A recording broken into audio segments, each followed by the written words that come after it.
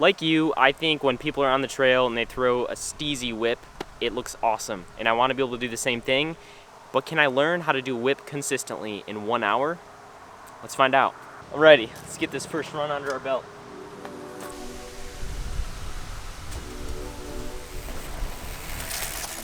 So I got probably a solid 15 degrees on the last one. And the main hard thing on this line behind me is that it's pretty hard to control your speed and actually have enough speed. So I feel like I only get really one good go out of the 3 jumps, but I'm gonna keep doing this and see if we can make any progress.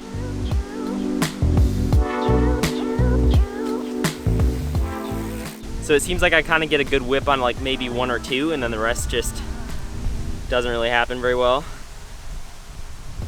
The first one was pretty good.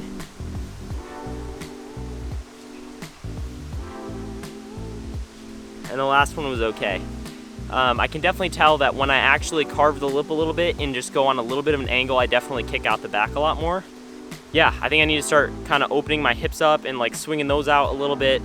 But the main issue is when I usually get a good whip, I struggle like getting the front wheel back straight again. So I need to work on that. But we're gonna keep going at this. It's been almost 5 minutes so far. So 55 minutes to go.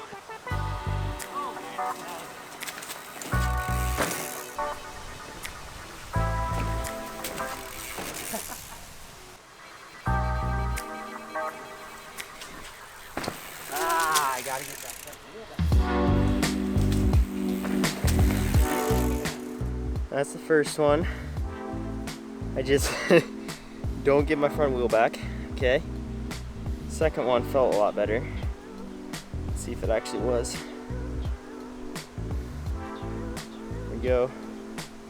Okay. I think what was better about it is I carved the lip,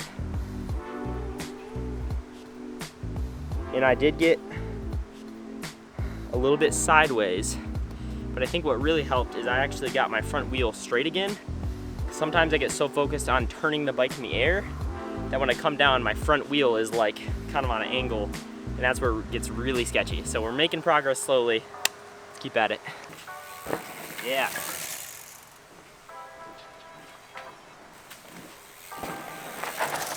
Last one was okay. Didn't really have enough speed, so making steady progress. I feel like at least getting that like, I don't know, 13 or 15 degree whip is like becoming pretty consistent. So if I can just get the bike a little more sideways, I'll be super pumped.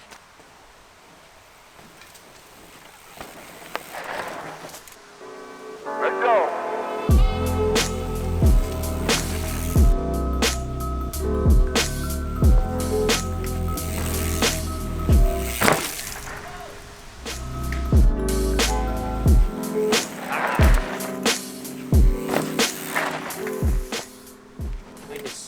My back wheel.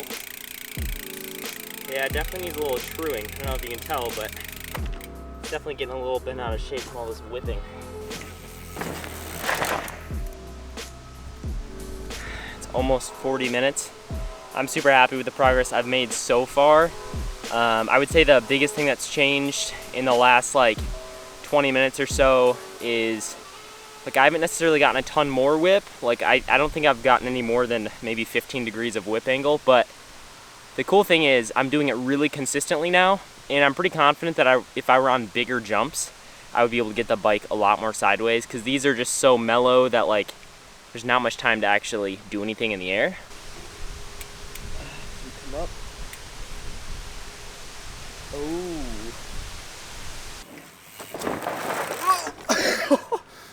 Wow!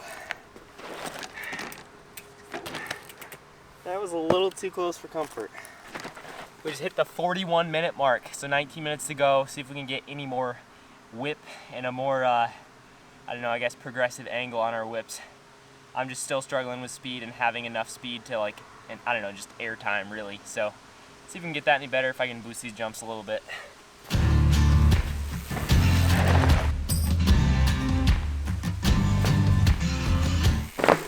Oh gosh, that sounds bad.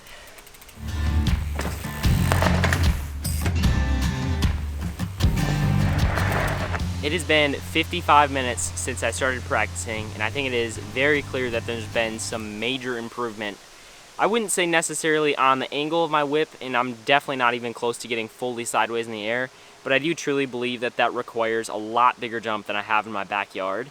But I'm super pumped to say that my consistency is like through the roof now, and it's pretty crazy what happens if you just spend 1 hour focusing on something you want to learn. Because I've always tried this for like a few minutes, I'm like, it's impossible.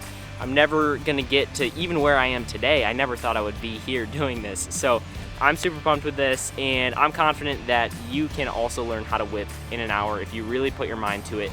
The things that really stuck out to me is as soon as you take off of that lip, turn your bars. That will direct the rest of the bike. If your bars turn, that's gonna naturally swing the end of your bike out, and that kind of creates a lot of the whip in and of itself, but also opening up your hips and kind of turning those and using your legs and hips to navigate the back of the bike. And then the third thing that comes with that is carving the lip. So you don't wanna don't think of it as if this is the jump. You don't wanna turn off of the jump, but you just wanna come in on a slight angle, and that's gonna initiate that movement that you're about to do with the bars, and that just helps kind of naturally kick the back end of the bike out. It's really hard on small jumps to get a good whip. That's just something I discovered today. Like, you don't have much air time, so it's a lot to think about and a lot of steps to walk through as you're in the air for like maybe 2 seconds. But I'm super pumped with today's experiment. I hope you enjoyed it, and I hope that you try this out. Go to a jump park or something and just set a timer for an hour or 50 minutes, whatever it is. Put your mind to it, really focus on it. I hope you enjoyed today's video. I had a great time shooting it, and I am truly exhausted after doing that much jumping in 1 hour. But I hope you go out and try this in a jump park or build some jumps in your backyard and start learning how to throw steezy whips. So I hope you enjoyed it, and I'll see you guys on the trail. Peace.